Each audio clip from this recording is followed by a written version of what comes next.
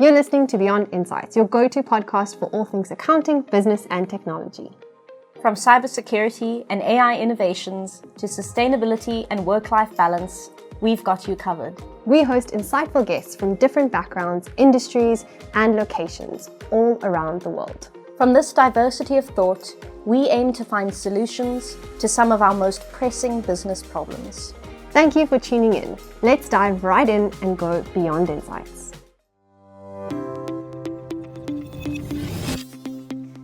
Hello, welcome everybody. If this is your first time joining Beyond Insights, I'm Alex Hoffman, SIFT's Engagement Manager, and today we are joined by Jody Lee Manuel, who is our Head of Education and Implementation at SIFT. You've probably seen her face around if you've ever been on SIFT campus.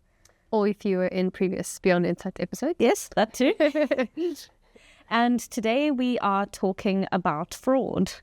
So, Jody Lee, can you maybe tell me a bit about why it's you I'm talking to about fraud, what some of your experiences are? I know you used to work in audit. Exactly. So, before I joined SIFT, I was an auditor at PwC. So I did articles for 3 years, and then I was an audit manager for about 4 years. And as an auditor, your main job is not to find fraud, but part of what you're tasked to do is to go and do procedures to kind of understand their controls and to identify if there has been any fraud. And so, I do have a lot of experience working with companies. But another thing that I do that I think is quite relevant to this topic is for the last 3 years, I've actually lectured at WITS, and I've lectured the auditing class and specifically on a topic called general controls. But why this is relevant to this is it's all about kind of showing those students why it's so important what we learn in auditing. And kind of the way I explain it is I tell them that businesses are constantly under attack. And they're under attack from two areas. So if you think that you have a house and there's two people that are very sinister that are trying to mess up your house. The one is trying to leave dirty dishes everywhere, and the other one is trying to steal stuff, right? And so as a person, you're going to go do things about that, right? And it's the same with businesses. They're constantly under attack by error, which is kind of messy financial information, which doesn't sound dangerous. But if you think about it, if your information is incorrect, you're going to go make incorrect decisions. So we have Jay's Cupcake Company, and I always use the example. If you think, if you look at the data and it says, cupcakes are your best product, you're going to go make tons of cupcakes. But if that data was wrong, then all of a sudden you're going to have lots of stale cupcakes. So error is a big thing that business needs to worry about. And then the other one, which obviously is the title because it's definitely the more catchy one, is fraud. And that's basically someone trying to steal your stuff. And so if what we do as auditors and what we learn in auditing as accountants is really all about how can you protect your business or your house from these two elements. And I hope that kind of inspires auditing students to realize that what they're learning is actually very valuable. Yeah, I think definitely. Also, we often hear about fraud in the news when it's like a massive scandal and it's after all of the fraud has happened. But what you really teach the students is how to prevent that fraud from happening and how to kind of nip it in the bud. Exactly. And also from the perspective of smaller businesses, because if we think of all of the, the big scandals that make it to the news headlines, these are massive companies. If you have a small business, why should you be concerned? So I think that's a very interesting thing, and maybe just to go back to my auditing experience there. So when I was as an auditor, I don't think it was just me, a lot of auditors I speak to, is we don't usually find the fraud. Sometimes we all have one or two crazy stories of, I heard a story of someone who saw someone who had a flashy car and then they investigated further and they found that there was fraud. Or there are stories where you find it. But often, at least in my case, I was auditing very big, large listed companies. And so they can afford, so they have resources to focus on things like controls and good processes, but they also know that they're going to be audited, right? Yes. So they know that someone's going to come and check up on those things. Some of them are also just good, really honest people that care about it, but they kind of have those elements. And so often when we would get there, they would have already identified the fraud. Whereas I think with small businesses, for various different reasons, resources, they don't think they're at risk, all those different types of things, they don't actually spend time on it. And I think we did a course a while ago on fraud, and there was a study we found as part of our research, and it found that fraud usually lasts, 12 months, right? So that means if someone is stealing just, say, 1,000 Rand a month, that's 12,000 Rand before you even find out about it. And then the average loss is can't remember, but it was... Yeah, I actually have some of these stats here. So exactly like you said, fraud often lasts a whole year before it's detected, resulting in a median loss of £117,000. And so the highest industries that were impacted the most by fraud were real estate, which was on average £435,000, wholesale trade, which was £400,000, transportation and warehousing, £250,000, construction, £203,000, and then utilities, £200,000. So that's more money than I probably will ever see. And I think the thing is, again, small businesses often think, oh, we're not going to lose that much. But the thing is, if you're a small business, even if you lose a small amount of money, that's probably a huge portion of your overall revenue. And you probably also have less buffer. Like, you don't necessarily have all the cash reserves. Yeah, you can't really afford to lose that kind of money.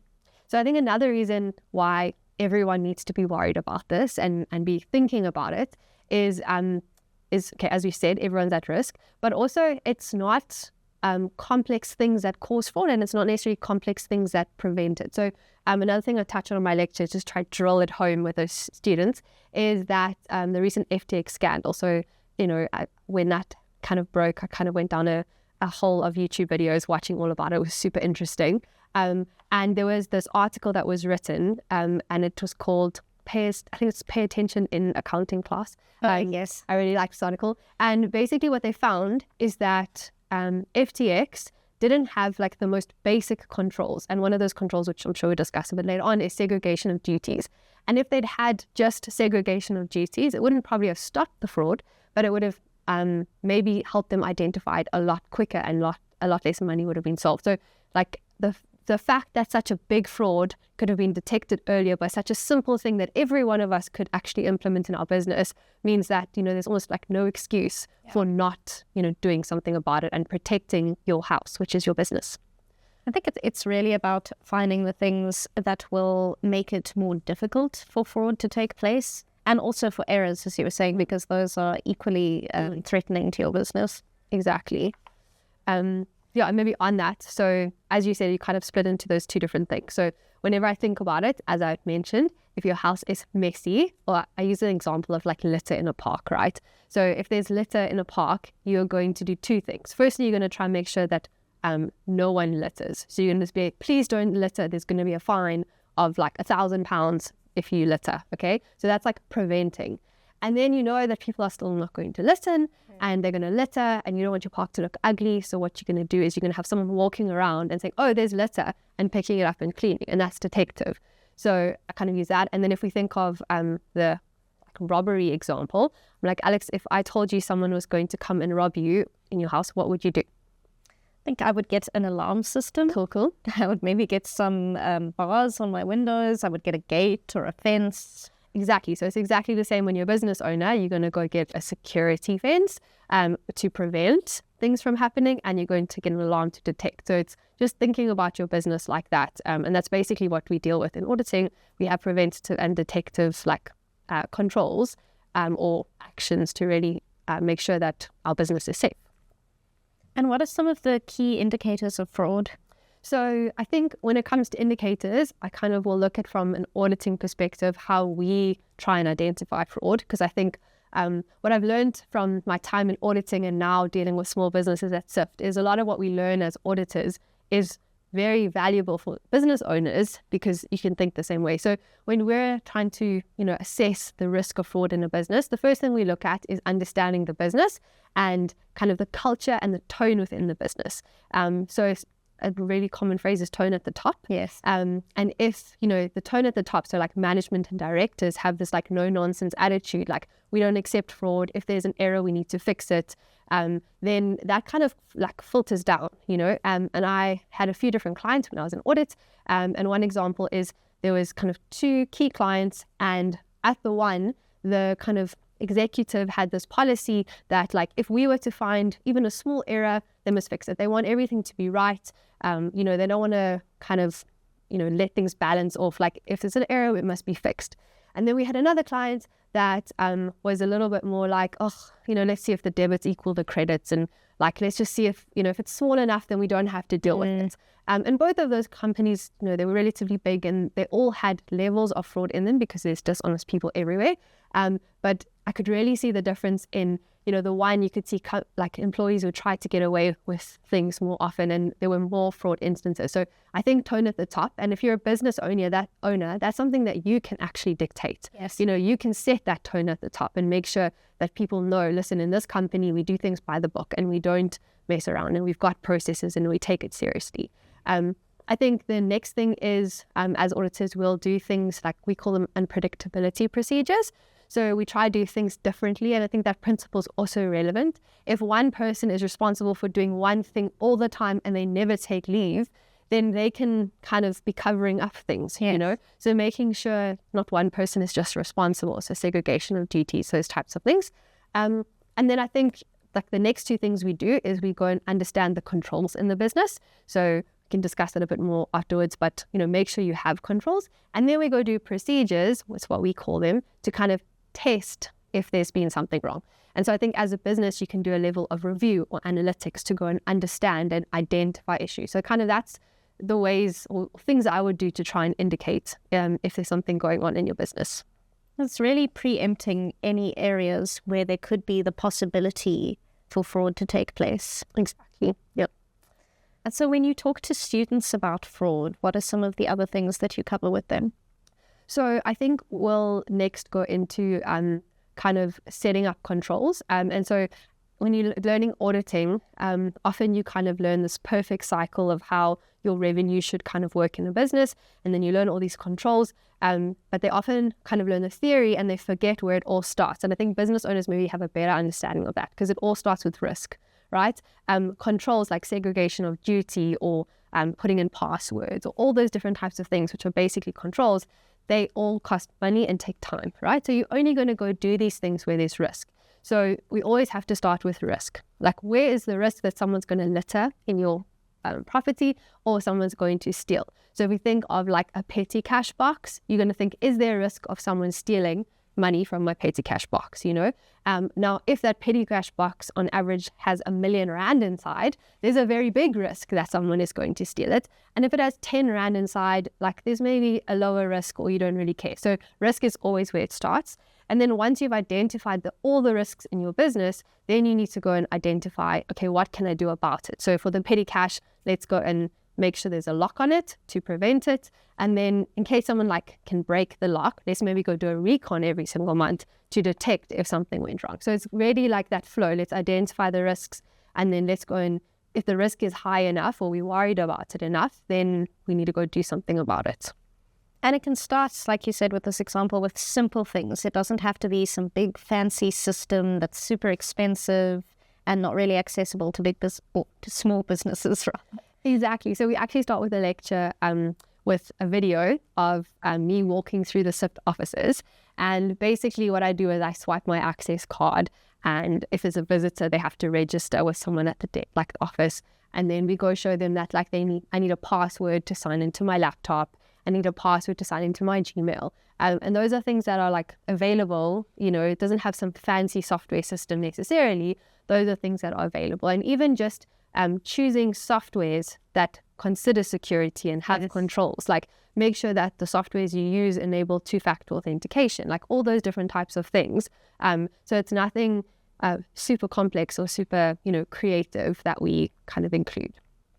And I think if any of you have watched our previous episode on cybersecurity, obviously that's another way that people can come into your business and try and steal your information. So very important to consider the financial risks, but also the technological risks. Yeah, and I think that's also something why I'm so excited to do those lectures at Wits, so that SIFT can be involved, because the financial world and the technological world are one and the same, right? And I think that's often hard for students to understand because we do a lot of learning on paper. Yes. But as a business, if you're running your accounting practice in the cloud and your payment solution is on a payment point of service device, and your team's working on computers online, you're completely exposed, right? Yes. So you can't actually not think about all of those issues when it comes to cybersecurity. So I'm definitely not an expert in that.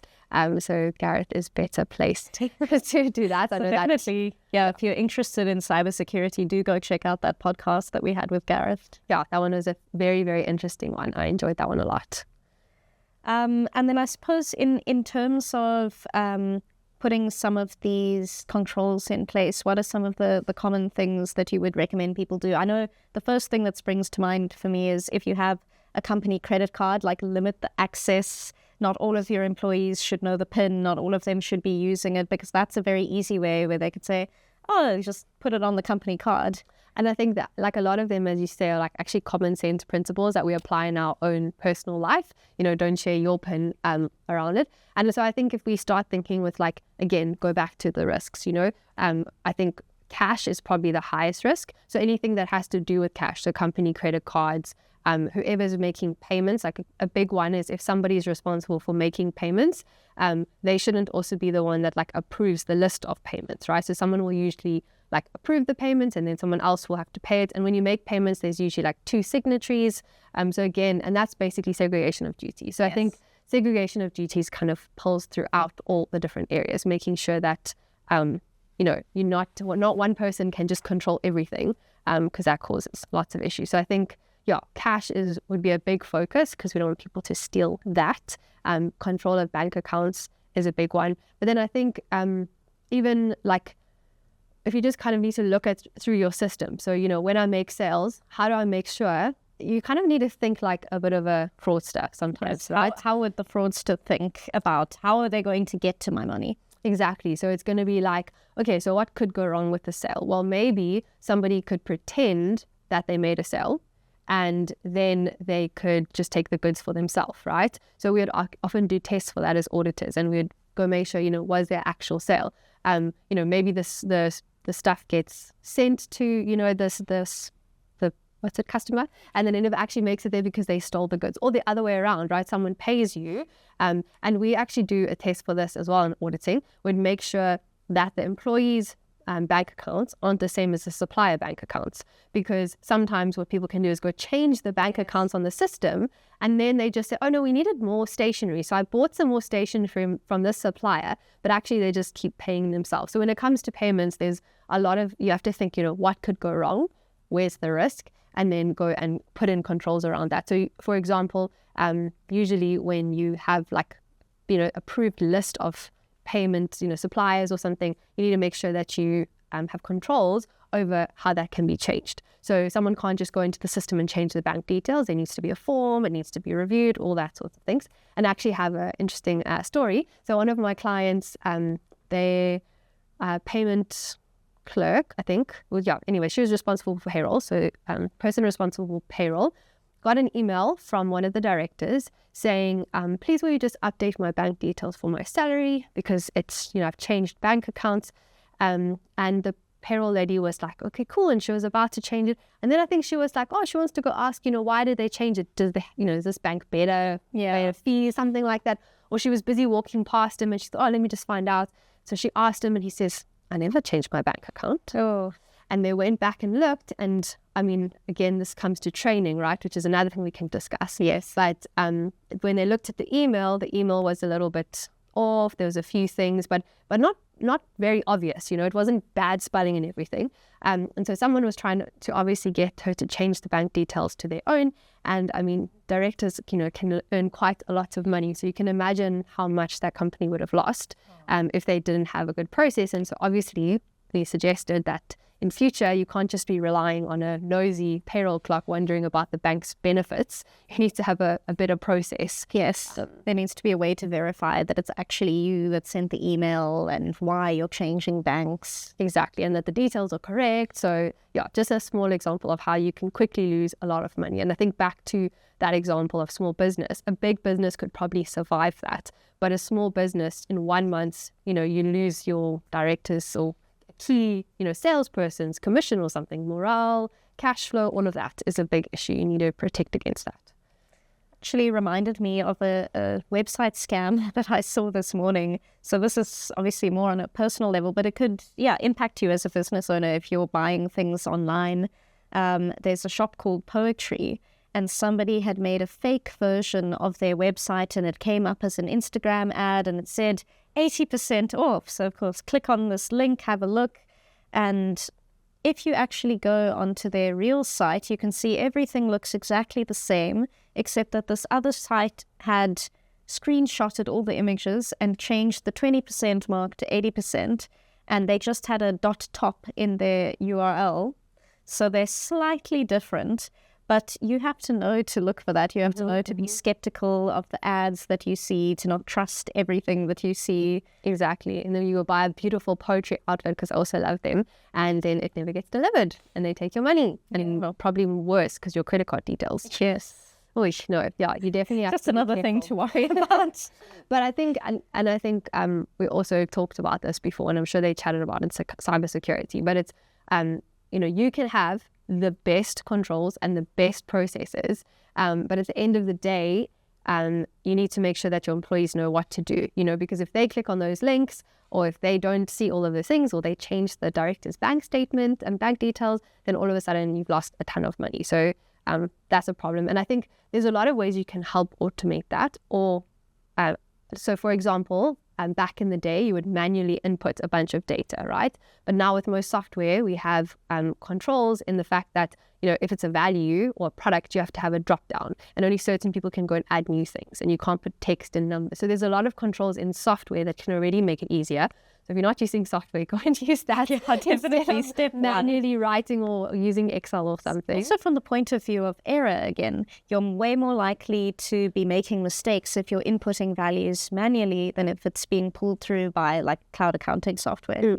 And I think that also gets me thinking. So I've chatted a bit about controls, so preventative. But at the end of the day, there's only so much you can do to prevent, right? You can have the tallest wall in the world, but somebody will climb up it and get across, So that's where detection comes in. And I think we really, in a good place these days with, the new cloud systems and all of that, because we really can have more transparency. We don't have to wait till the end of the month to go and see what's happening in our financials. We can go and look on a daily basis and see what's been happening. We can use analytical tools to go and, identify issues. And that's literally what I used to do as an auditor. I'd come in only once a year and we'd do analytics and stuff to say, okay, why was the rent so much higher in this month? And then we go and investigate. But now as a business owner, you can do this regularly because we've got real-time data. And so that really can help you identify, why is my rent so much higher? I didn't expect it was this much higher. And I always use this example when we do projects and stuff as well. I'm rent was way high in the 1 month, and then they click on the transaction and they go and see that cash was paid to an employee to pay the rent, but we also paid the rent. Obviously, it's a silly example, but it just proves that, if you actually have some form of process of review and you actually go and understand your numbers, you can identify a lot of things yourself. And I think also the other important thing there is that you are reviewing your data regularly. So you're not waiting until the end of the year when all of the errors have already happened, all of the fraud has taken place, and now you're just kind of responding to that. No, and I think back in the day, when I learned accounting at RSD, and it wasn't that many years ago, reporting, there was kind of monthly reporting, but it was very limited. And your financial statements were annual financial statements. So kind of once a year, you would go and put all the stuff together. And that's because it was really time consuming. But today we don't have that. You can literally do a daily profit and loss, and maybe it's not going to be perfect because you haven't done closing journals or anything. But yeah, you really don't have an excuse to wait till the end. And I keep going back to my analogies, but there's no point having a silent alarm in your house that goes off when someone breaks in, and then at the end of the year you go and review all the times that your house is broken into, right? That doesn't make any sense. You have a very loud alarm that wakes up you and all the neighbors and triggers the security company to come right away and see what's happening, And it's the same with our business. We need to make sure that if we can't prevent everything, we have a detection system that responds quickly, know. And maybe it can't be daily on every single thing, but at least monthly, go and kind of see what's happening in your data. And then I think to take it back to also ensuring that your employees are well trained, one, in terms of being proactive and preventing fraud, but then also in being able to detect it and to review the numbers regularly. And I think on that, it comes back to the tone at the top, right? Because I think again, in those 2 different companies I was talking about, if the business owner is like, oh, just leave it, we don't care, then employees aren't going to feel comfortable to bring things up. They're also the ones that are closest to the numbers. If you think of a business, the person who's in the warehouse knows what's happening in the warehouse best, and so if they see something that's not untoward, or, your accountant sees something, if they're able to actually bring it up and they feel comfortable to raise it, then you're going to detect things a lot quicker. Definitely. Is there anything else that I have missed out on? I think maybe just, you didn't miss out on anything. I just think maybe to re-emphasize how important it is. And I just think how simple it is to just start, right? I think what I encourage all business owners to do is to just go and take a moment. I know life is very busy, but I promise you it's worth the investment. And definitely. To just go and identify the risks, where is your business at risk? And then from that, go and see, what small thing can I do? And even if you can't address every risk, just start with the small ones and start putting those in place and building that culture of addressing things to protect your business, because you're putting all this effort into building this thing out. What can you do? And then if you can't put in great controls, at least make sure that you are doing some form of review of your numbers to be able to identify it. So yeah, I hope that is encouraging and you feel empowered to protect your business. And I think on that note as well, on SIFT campus, Jodie Lee is an instructor in lots of our courses, and we have a lot of courses on fraud. We have our fraud deep dive, which really goes into everything that we've been talking about today. And we have a few other courses on SIFT's own anti-fraud or fraud detection tools. Mm-hmm. So if you are looking for a tool, not to say you have to use SIFT, but just as it's the first thing that comes to mind, there are tools out there that you can use to make fraud detection so much easier and to make sure that you're working with that real-time data. Yeah, and if nothing else, just make sure that you're getting your reporting frequently, or your data frequently. So but go check out those courses. We have the whole scary FTX story in there, which is so interesting. But yeah, thank you so much for having me. Yeah, thank you so much for joining the podcast today. Thank you to everyone who tuned in, and we will see you next week. Thanks for tuning in to the Beyond Insights podcast. Please like and subscribe on whatever platform you're listening to right now. And please share with any of your colleagues or friends or family members that you think might benefit from listening to this podcast. That's all from us. Until next time, see you then.